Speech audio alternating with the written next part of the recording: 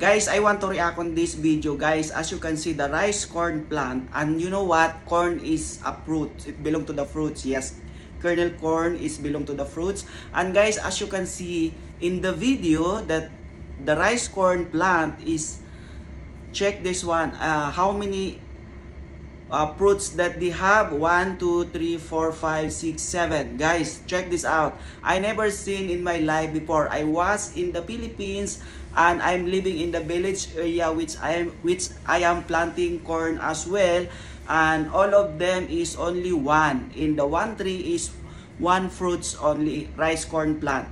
But check this one, is they have already 7. Yes, and all of them are healthy and very good.